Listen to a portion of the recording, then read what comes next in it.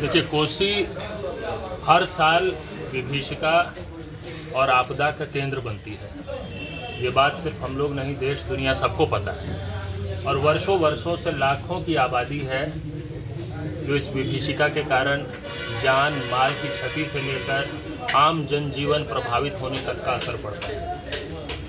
लेकिन कुछ बातें हैं जो हम सबको पता है, प्रशासन को पता है, सरकार को पता है, आम लोगों को भी पता है कि तैयारी के बतौर किए जाने की ज़रूरत है, जिससे कि इस विभीषिका को पूरी तरह मिटाया तो नहीं जा सकता, कम से कम तात्कालिक रूप से तो नहीं मिटाया जा सकता, लेकिन उसकी तैयारी ढंग से की जा सकती है। उस तैयारी के नाम पर भी हम लोगों ने पाया है कि भ्रष्टाचार ही होता है और सिर्फ बयानबाजी होती है, सिर्फ लफाजी होती है, ज़मीन पर ठोस काम कुछ नहीं होता है।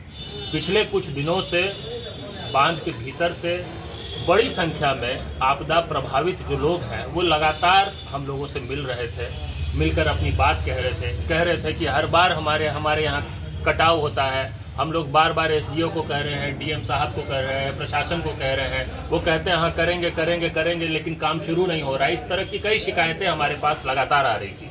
तो हमने ये सोचा कि हमको जिम्मेदार विपक्ष होने के नाते आज यहाँ जिला कांग्रेस कार्यालय में बैठ के हमने निर्णय लिया कि हम एक जन सुनवाई करेंगे और हम उन प्रभावित लोगों से सुनेंगे कि क्या परेशानी है, क्या समस्या है, उसका क्या समाधान होना चाहिए और उसके लिए हम लोग सामूहिक रूप से किस तरह से दबाव बना सकते हैं प्रशासन पर, सरकार पर, सत्ता पर। तो आज इसलिए आपदा पूर्व समीक्षा बैठक रखी गई है।